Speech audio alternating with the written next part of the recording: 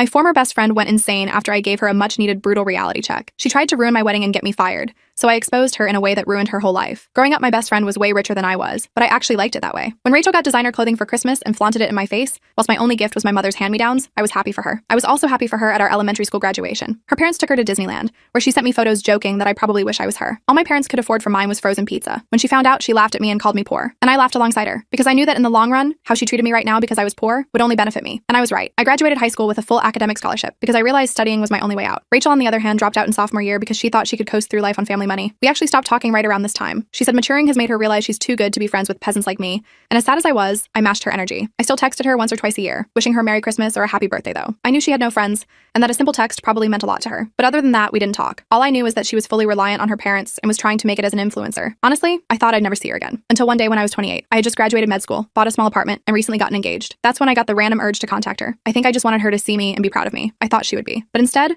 I got the biggest slap to the face of my life. I showed up to the cafe with an invitation to a ball me and my fiance were going to, and a cheap but very pretty necklace for her. I actually wanted to reconnect, but then I saw her, and I almost gasped. She was trying to hide how old she looked with a pound of makeup, and was wearing a designer outfit with the tag still on. To my surprise, she actually hugged me and smiled. I hugged her back, but kept my guard up. We exchanged pleasantries, but as soon as the waiter took our orders, her mask fell apart. She snapped her fingers at him like he was a dog. We began catching up, and I quickly found out she just got cut off by her friend group over a joke she made. She refused to say what the joke was, though. Either way, I saw this as my chance to invite her to the ball. Rachel, I said, Paul and I are going to the ball. Do you want to come? Oh, I'm a doctor going to a ball with a man who's probably cheating. She cut me off. I just stared at her and saw the resentment in her eyes. It had been 12 years. No way was she still like this. I tried to talk again, but when I did, she did the same thing, except now she threw insults, calling me lab rat and my fiance, who she's never met, a lowlife. I was taken aback, and for the first time in my life, I fully saw just how pathetic and insane Rachel was. I gave up on the invitation and took out the necklace and gave it to her, but instead of thanking me or even trying it on, she took it too far. Wow, this looks like something your hobo parents found in my dad's dumpster and gave to you as a present. My jaw dropped. My body filled with so much rage, I felt my face turning red. I looked at her dead in the eye, my hands twitching with anger. In response, she looked up, except instead of making eye contact, her head started darting around and avoiding me, almost as if she was terrified of what I was about to do. It took every part of me not to stand up and use my 3 years of kickboxing on her. Instead, I did something even better. I simply kept staring at her and began taunting her deepest insecurities. Hey Rachel, I said, my voice low. How old were you when your dad kicked you out? She went red. Remember how it felt when you realized you were nothing without him? She started to tear up. I know you, Rachel. You wake up every morning in tears, wishing your dad would keep giving you money, wishing every man you dated didn't leave, wishing you didn't look so old, wishing you aren't going to die alone in a crappy condo you rent in a part of town you're too scared to walk outside in. She was fully crying by this point, her mascara streaming, but I didn't care. I even took out the ball invite and slid it across the table, telling her this was her final chance. With that, I walked out. Later that same night, I told Mark about the disaster coffee meeting. He listened sympathetically, but warned me about letting toxic people back into my life. Some relationships aren't worth salvaging, he said. I nodded, thinking that was the end of it. Rachel probably wouldn't contact me again after what I'd said. 2 days later, my phone pinged with a message from Rachel. It was a lengthy apology for her behavior at the cafe. She claimed she'd been going through a tough time and had taken it out on me unfairly. The message ended with her accepting my invitation to the charity ball. I showed Mark the message, still unsure. What do you think? I asked. He frowned at my phone. People don't change overnight, but it's your call. After thinking about it, I decided to give Rachel one last chance. I responded that we could start fresh, but I needed her to respect boundaries. No more insulting comments about my life or my family. She agreed immediately. The night of the charity ball arrived. I was nervous about seeing Rachel again,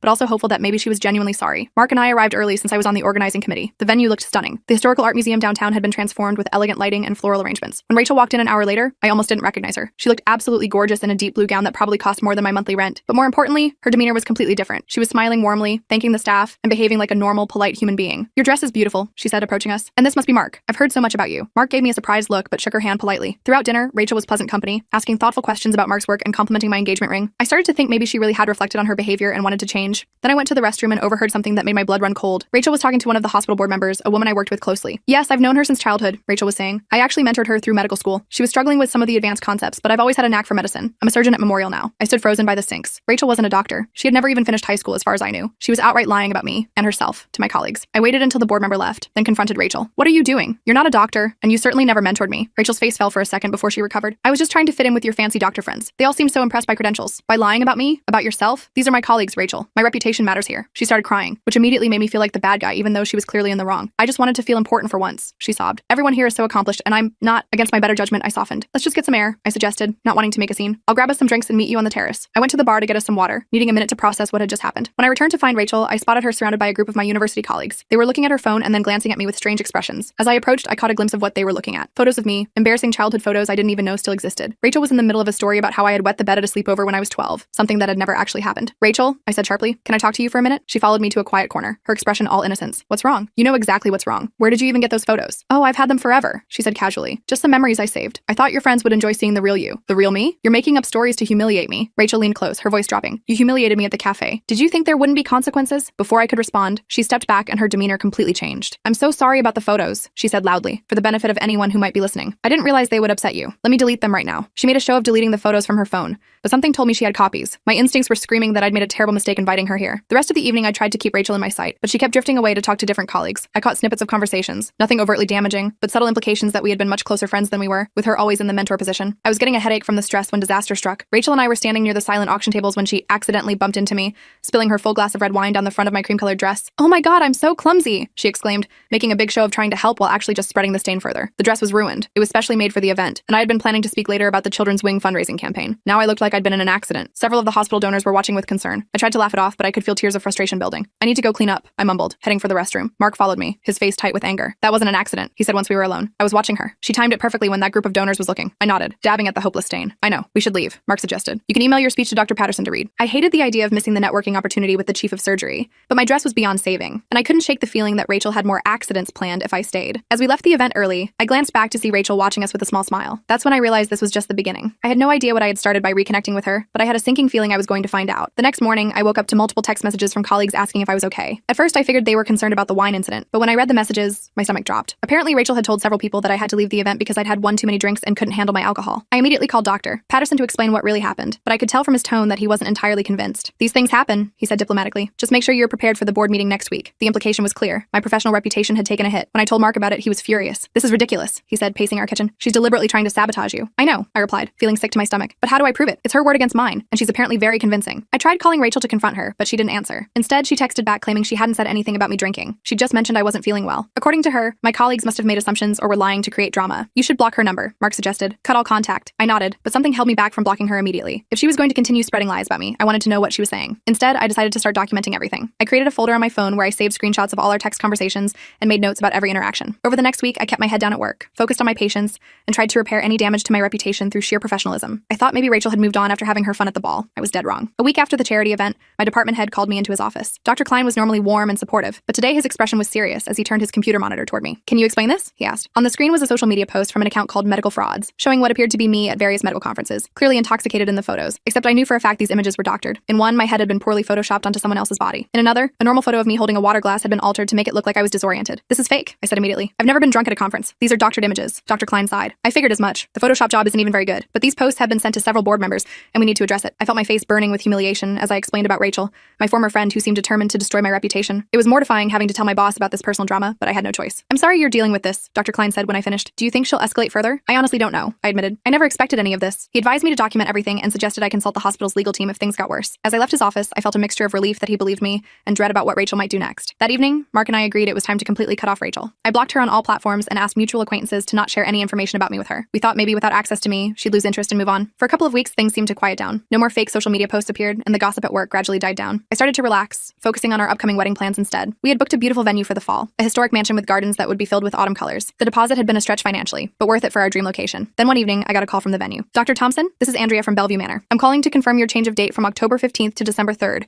and to let you know we've processed the cancellation of your catering deposit as requested." I felt like the floor had dropped out from under me. "I didn't request any changes," I said, my voice shaking. "Our wedding is still set for October 15th. There was an awkward pause. "Well, I have the change request form here, signed by you 3 days ago. Your fiancé's mother came in to make the arrangements." "My fiancé's mother lives in Colorado," I said flatly. "She hasn't been to town in months." After a confusing back and forth, the truth emerged. Someone claiming to be me had made an appointment with the venue, somehow convinced them she was me, despite looking nothing like me, and made significant changes to our wedding arrangements. The venue had even refunded our catering deposit to a different credit card, meaning we'd lost thousands of dollars. "I need to see the security footage," I insisted, "and we need to restore all original arrangements immediately." The manager was apologetic but firm that they needed proper identification to make any changes. Mark and I drove there right away, IDs in hand, feeling sick with worry that our date might already be booked by someone else. Fortunately, our original date was still available. The manager was horrified when he realized what had happened and worked with us to restore everything, though we had to pay rush fees to reinstate our original catering order. When he showed us the security footage, my suspicions were confirmed. It was Rachel, with dyed hair and glasses, but unmistakably her. "We're filing a police report," Mark said decisively as we left. "This has gone beyond harassment to actual fraud." The police took our report but weren't particularly encouraging. Without Rachel admitting she had impersonated me, they said it would be difficult to prove it wasn't just a misunderstanding. They advised us to take civil action instead. 3 weeks before our wedding, the situation escalated dramatically. My bridesmaids started acting strangely, canceling dress fittings, making excuses about the bachelorette party. Finally, my maid of honor Jamie called me directly. "I need to ask you something," she said, her voice uncharacteristically serious. "Are you and Mark having problems? Because if you need to talk, I'm here for you." Confused, I asked what she meant. That's when she forwarded me an email she'd received from an anonymous account. It contained screenshots of text messages supposedly between Mark and another woman,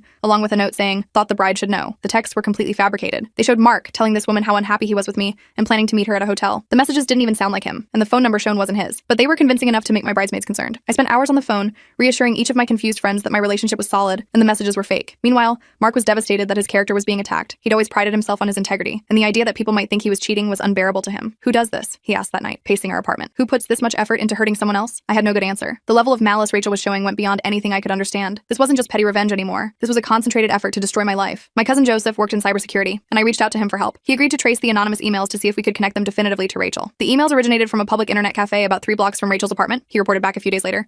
Can't prove she sent them specifically, but it's a pretty big coincidence. We took this information to the police, but again, they said it wasn't enough evidence to pursue criminal charges. They suggested getting a restraining order instead, which required less burden of proof. While we were figuring out our legal options, Rachel escalated yet again. Someone called the hospital anonymously, claiming they had seen me stealing medication from the pharmacy for personal use. This triggered an automatic investigation that temporarily limited my access to certain areas of the hospital, including medication storage. I was beyond humiliated having to explain to hospital security that I was being targeted by a vindictive former friend. They reviewed the security footage from the times in question and quickly confirmed I had done nothing wrong, but the experience was incredibly stressful. For a few days, I had to have another doctor co-sign all my medication orders, which meant explaining the situation to colleagues I barely knew. The hospital investigation cleared me within a week, thanks to their excellent security systems that showed I had never accessed the pharmacy inappropriately. But the damage to my reputation lingered. I could feel colleagues watching me, wondering if there was truth to the accusations. Some patients requested different doctors. It was subtle, but devastating. Meanwhile, Rachel found a new angle of attack. Mark's mother, Linda, had never been my biggest fan. She'd always hoped her son would marry the daughter of their family friends, and while she was polite to me, there was always a certain coolness. Rachel somehow discovered this vulnerability. One day, Mark got a concerned call from his mother. "Is everything okay with you and Sarah?" she asked. "I've been hearing some concerning things." It turned out Rachel had joined Linda's yoga class under a fake name and spent weeks befriending her. Once she gained Linda's trust,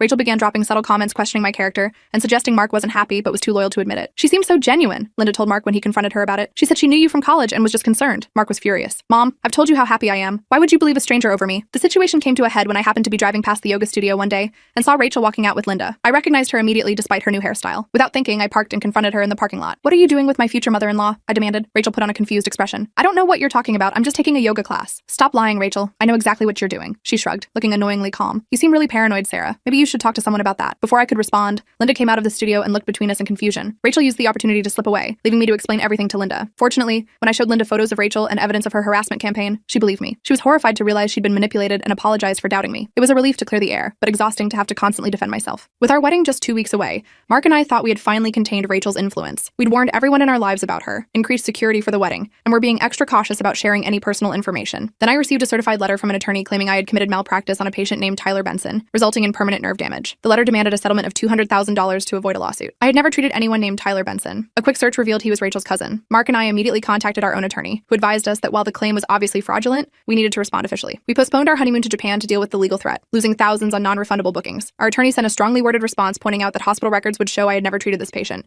and threatening counteraction for filing a frivolous claim. The opposing attorney dropped the case quickly, suggesting they hadn't actually verified the claim before sending the letter. But the stress was taking a serious toll. I had trouble sleeping, jumping at every notification on my phone. Mark installed additional security cameras at our apartment after we found our car keyed in the parking garage. We both lost weight from the constant anxiety. Just when I thought things couldn't get worse, I discovered that someone had created an entire website dedicated to exposing me as a dangerous doctor. The site featured fabricated patient testimonials claiming I had botched simple procedures, acted unprofessionally, or prescribed incorrect medications. Some of the stories were so detailed they seemed believable, especially since they mixed in actual details about my medical specialty. The site ranked highly in search results for my name. New patient appointments dropped by 30% in just 2 weeks as people researching me found this horror show instead of my legitimate hospital profile. "We need to hire someone to fix this," Mark insisted after I broke down crying when a patient canceled their appointment, explicitly referencing something they'd read online. We found a reputation management service that specialized in helping professionals deal with online defamation. They weren't cheap. Several $1,000s up front plus ongoing monthly fees. But I was desperate. My career was everything to me. I'd worked too hard to let Rachel destroy it with lies. Unfortunately, the reputation management company's efforts initially made things worse. Their attempts to promote positive content about me and flag the fake site for removal drew more attention to the allegations. Local community Facebook groups began discussing whether I was actually a dangerous doctor, with people chiming in to say they'd heard things, even though they'd never been my patients. I had to swallow my pride and ask colleagues to write positive testimonials about working with me, which was professionally humiliating. Most were supportive, but I could tell some wondered if there was truth to the rumors. Where there's smoke, there's fire, seemed to be the unspoken assumption. The stress was affecting our relationship too. Mark and I were both exhausted and short-tempered. We'd gone from planning our dream wedding to just wanting to get it over with before Rachel could cause more damage. "Let's just move up the date and do something small," Mark suggested after another exhausting day of damage control. "Just our immediate family, somewhere Rachel won't expect." I hated the idea of letting her win by changing our plans, but practicality won out. We rescheduled for the following weekend at our original venue, telling only our closest family members the new date. We lost another deposit, but it seemed worth it for some peace of mind. The night before our new wedding date, the venue called in a panic. Health inspectors had shown up based on an anonymous tip, claiming there was a rodent infestation in the kitchen. Though they found nothing, regulations required a full inspection before the facility could serve food again, which couldn't happen in time for our wedding. We lost our venue and catering deposit. With less than 24 hours until our wedding, Mark's cousin Elizabeth offered her backyard as an alternative. It wasn't the dream venue we'd planned, but at that point, we just wanted to be married without further drama. Despite everything, the small backyard wedding turned out to be beautiful. Elizabeth's modest garden had a few rose bushes and a small patio, nothing like the mansion's expansive grounds, but intimate and heartfelt with just our closest family present. The smaller setting emphasized that we were surrounded only only by people who truly cared about us. Just as we were exchanging vows, however, a car parked across the street began honking continuously and blasting music. Mark's brother and 2 friends immediately went to investigate while we rushed through our vows. Through the commotion, I could see Rachel sitting in her car, a malicious smile on her face as she disrupted our ceremony. By the time Mark's brother reached her car, she drove off, leaving us with a wedding video partially ruined by car horns. That was the final straw. The next day, we went straight to our attorney and insisted on taking stronger legal action. He had been hesitant before, saying harassment cases were difficult to prove and expensive to pursue, but now agreed we had enough documented incidents to file for a restraining order. We spent our honeymoon gathering evidence, organizing documentation of every incident over the past months, and preparing for court. It wasn't the romantic start to marriage we'd imagined, but working together against a common enemy at least reinforced our partnership. The restraining order process was more complicated than I expected. We had to show a pattern of harassment and prove that Rachel represented a credible threat. Fortunately, we had meticulously documented everything: the wedding venue fraud, the fake medical review website, the falsified text messages, the bogus malpractice claim, and statements from witnesses, including Mark's mother and my bridesmaids who had received the fake emails. Just when we thought we were making progress, Rachel filed her own restraining order against me, claiming I was the one harassing her. According to her filing, I was obsessed with her and had been stalking her for months, showing up at places she frequented and spreading lies about her to mutual acquaintances. We had to attend an extremely uncomfortable court hearing where Rachel presented her fabricated evidence, doctored photos suggesting I had been following her, manufactured text messages, and even a fake journal purportedly documenting her fear of me. She had clearly put as much effort into building this alternative narrative as she had into harassing me. Fortunately, the judge saw through her claims. Our evidence was substantial and verifiable, while Rachel's fell apart under minimal scrutiny. The judge granted my restraining order, requiring Rachel to stay at least 500 feet away from me, my home, and my workplace. He dismissed her counterpetition and warned her about the consequences of filing false claims. I left the courthouse feeling vindicated, but not particularly relieved. A restraining order was just a piece of paper, and Rachel had already demonstrated her willingness to break laws to hurt me. Still, it was something: official recognition that I was the victim, not the aggressor. For about 3 weeks, things were quiet. No new fake websites appeared, no one called the hospital with false accusations, and our apartment building's security cameras showed no sign of Rachel lurking around. I started to hope she had finally gotten the message. Then Mark got a text from an unknown number. "Hey man, we should talk about Sarah. I have information you need to know. Meet me at Riverside Park, 7 p.m. tonight. Come alone." The number wasn't Rachel's, but the message followed her pattern of trying to create conflict between us. Mark showed me immediately. "It's obviously a trap," he said. "Probably this Tyler guy she used for the fake malpractice claim. Or she's using a burner phone," I suggested. "Either way, you can't go." Mark agreed, but was curious about what they were planning. What if I go, but stay in the car, just to see who shows up? I was against the idea, but Mark felt it might give us more evidence if we could prove Rachel was violating the restraining order. He promised to stay in the locked car with the windows up and drive away at the first sign of trouble. That evening, Mark parked near the meeting spot 15 minutes early. He kept his dash cam running to record whatever happened. At exactly 7 p.m., a man approached the parking area, looking around. When he spotted Mark's car, he walked directly toward it. Mark recognized him from social media as Tyler, Rachel's cousin who had filed the fraudulent malpractice claim. Tyler signaled for Mark to roll down his window, but Mark shook his head and held up his phone to show he was recording. Tyler's friendly demeanor instantly changed. He began shouting obscenities and hitting Mark's car window,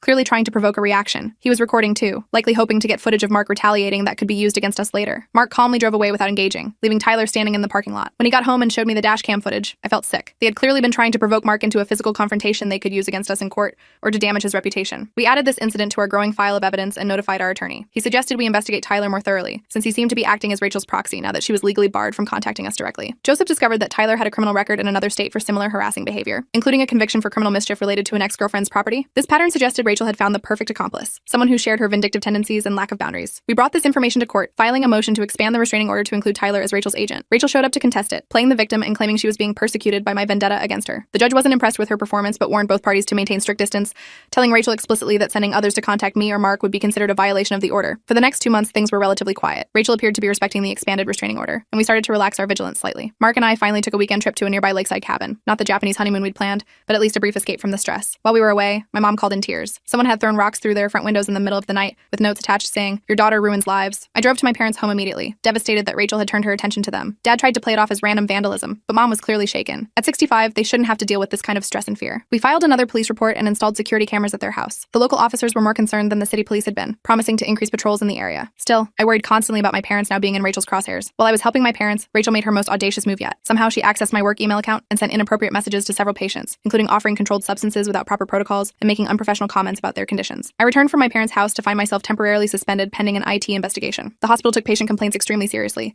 and the emails appeared to have genuinely come from my account. Fortunately, the IT department moved quickly. They determined the emails were sent from an IP address not associated with any hospital computer or my home network. My account had been accessed through a password reset by someone who had answers to my security questions, information Rachel would have known from our childhood. The hospital reinstated me after 3 days, with an official statement to affected patients explaining the account breach. They also implemented stronger security protocols, including 2-factor authentication for all staff emails. My department head was supportive, but I could tell the incident had raised questions about my judgment in the minds of some administrators. Worse, Rachel had apparently been planning for this outcome. Before the IT department could prove the emails were fraudulent, she had taken screenshots and sent them to the state medical board with an anonymous complaint about my professional conduct. The board was obligated to investigate any complaint involving patient communication, regardless of how it originated. I had to hire a specialized attorney to defend my medical license, at significant expense. The process was lengthy and humiliating, requiring me to provide statements, character references, and evidence of the ongoing harassment campaign as context for the forged emails. The strain was affecting every aspect of my life. I developed insomnia and lost 15 pounds in a month from stress. My relationship with Mark was strained as we both struggled to cope with the constant anxiety. After a particularly bad night when I had a panic attack thinking I heard someone outside our apartment, Mark suggested we we consider moving to another city. We could start fresh somewhere Rachel doesn't know, he suggested gently. New jobs, new home, new beginning. Part of me was tempted. The idea of escaping the constant vigilance was appealing, but another part of me was furious at the thought of being driven from the life I'd worked so hard to build. I'm not letting her win, I said firmly. This is my career, my home, my life. I'm not running away. Instead, we developed a comprehensive plan to gather conclusive evidence of Rachel's harassment. Joseph suggested creating a digital trap, a password-protected cloud storage that appeared to contain my personal journals and sensitive information, but was actually monitored to track anyone who accessed it. The journals detailed fabricated insecurities and fears that would appeal to Rachel's desire to hurt me. We made the security intentionally weak, using passwords related to information Rachel would know from our childhood. Then we had a mutual acquaintance casually mention in a public place that I'd been writing everything down in a digital journal as a way to cope with stress. The bait worked better than we expected. Within 2 days, someone accessed the fake journal using an IP address that traced back to Rachel's apartment building. Not content with just reading the entries,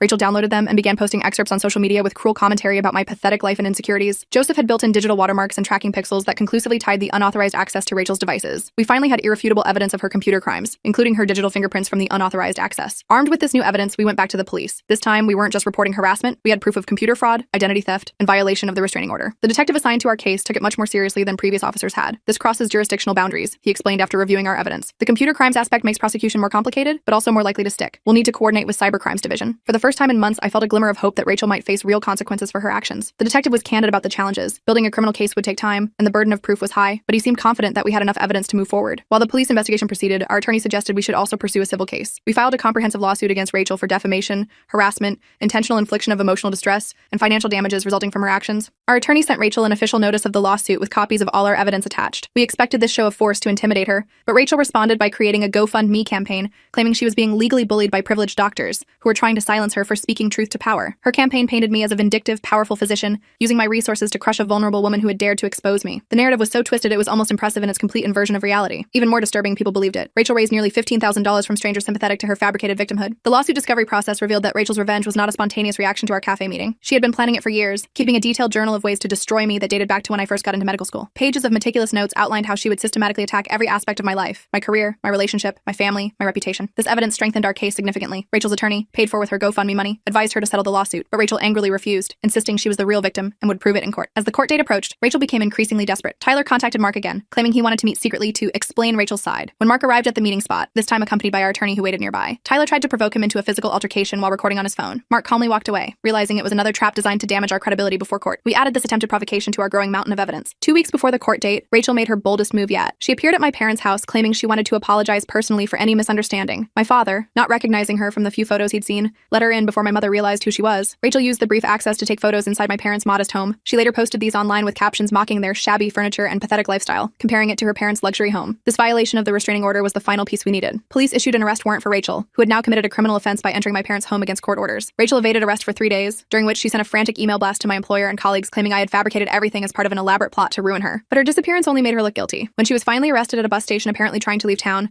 few believed her protestations of innocence. With Rachel in custody awaiting a hearing on the restraining order violation, Mark and I finally felt a moment of relief. But we quickly realized this was just the beginning of a new chapter in our ordeal. The criminal case for violating the restraining order was separate from our civil lawsuit, which was still proceeding. Both would require our ongoing participation, testimony, and emotional energy. We were also concerned about the financial strain. Between legal fees, security measures, and income loss due to the damage to my professional reputation, we had already spent over $30,000 dealing with Rachel's harassment. The prospect of continuing legal battles was daunting. Unexpectedly, help came from an unexpected source. Dr. Klein, the senior partner at my hospital who had supported me throughout the ordeal, connected us with a pro bono attorney who specialized in stalking cases. The attorney had previously worked with several healthcare professionals targeted by vindictive individuals and was passionate about helping victims of this type of harassment. With improved legal representation, we felt more confident facing the upcoming proceedings.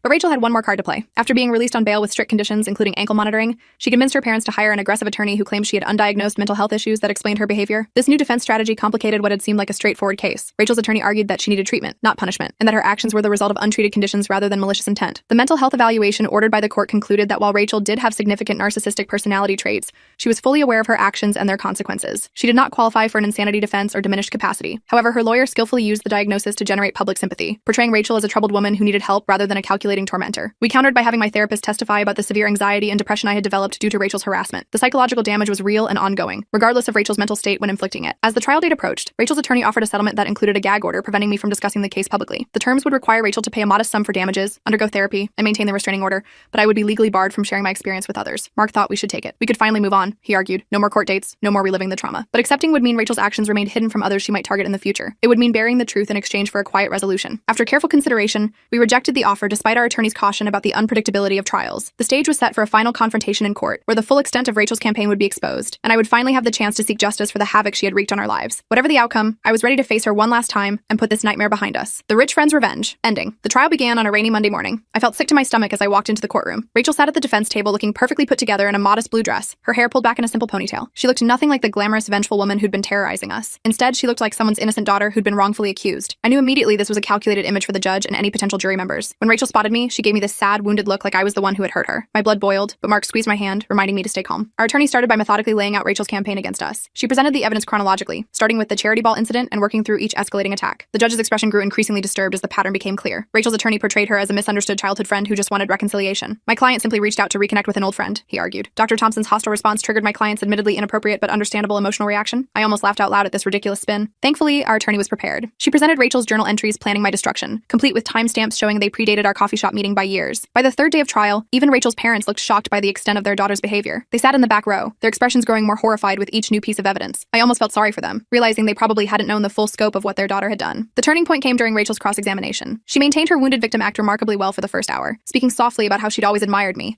and just wanted to be part of my life again. But our attorney slowly chipped away at her story, highlighting contradictions and presenting evidence that directly countered her claims. When cornered about the wedding venue sabotage, Rachel finally cracked. "You deserved everything I did to you," she screamed, her face contorted with rage. "You've always looked down on me, always thought you were better than me just because you got some scholarship." The courtroom went silent. Rachel seemed to realize her mistake immediately and tried to backpedal, but it was too late. Her outburst confirmed her malicious intent, destroying her attorney's carefully constructed narrative of mental health issues and misunderstandings.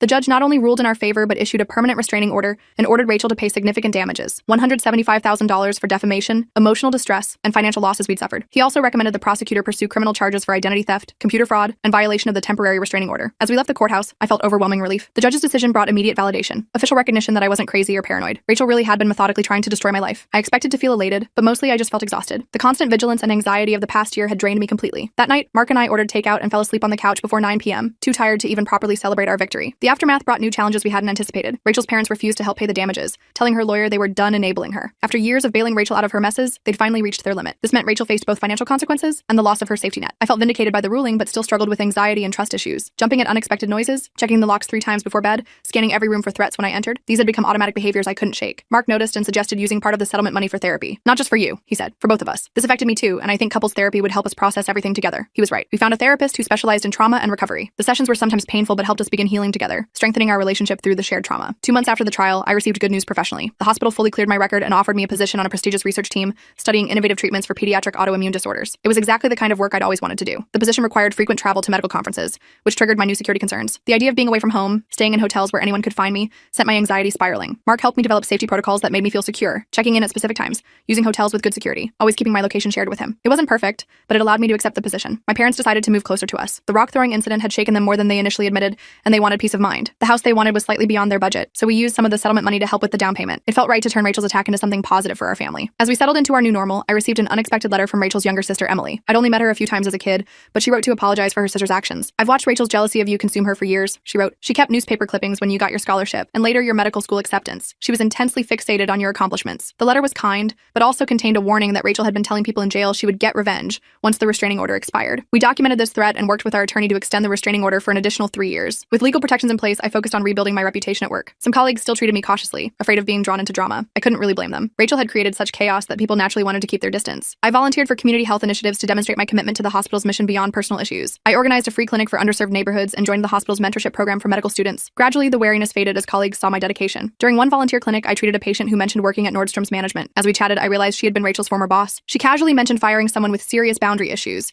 who had targeted another employee over a perceived slight. She just couldn't let it go, the woman said, not knowing my connection to Rachel. Kept escalating until we had no choice but to terminate her. Discussing this felt like participating in the same toxic behavior I'd condemned. I politely changed the subject and focused on the patient's medical needs. I didn't need more Rachel stories. I had enough of my own. Mark and I finally took our delayed honeymoon to coastal Maine. Not the Japan trip we'd originally planned, but a peaceful week in a seaside cottage. We completely disconnected from social media and work, trying to just be a normal couple enjoying their honeymoon. 3 days in, I found myself constantly checking windows and feeling watched whenever we walked on the beach. Mark noticed and gently suggested we see a trauma therapist specifically for my hypervigilance when we returned home. The specialized therapy helped immensely with my anxiety. My therapist explained that my brain had been rewired by trauma to constantly expect threats. Through EMDR therapy and cognitive techniques, I slowly began to feel safe again. I still struggled with allowing new people into our lives. Every new acquaintance raised questions in my mind. What if they're connected to Rachel? What if they're just pretending to be friendly? Mark and I started small by hosting dinner parties with trusted friends, gradually expanding our social circle with their vetted connections. A year after the trial, I was offered a speaking opportunity at a medical conference on workplace harassment. The organizers had heard about my experience and thought my perspective would be valuable. Accepting meant my story would become more public, potentially exposing me to more attention. After careful consideration, I decided to share my experience anonymously through a colleague. She presented my case study without using my name, helping others without re-exposing myself to potential backlash. We learned through mutual mutual connections that Rachel had moved to another state after serving a short jail sentence for violating the restraining order. She'd apparently started over with a new job and new social circle. Part of me hoped she had genuinely changed and wasn't just regrouping to target someone else. Another part remained skeptical. Joseph helped us create secure social media profiles and monitored for any concerning online activity. We maintained our vigilance, but less frantically than before. Life was gradually returning to normal. For my 30th birthday,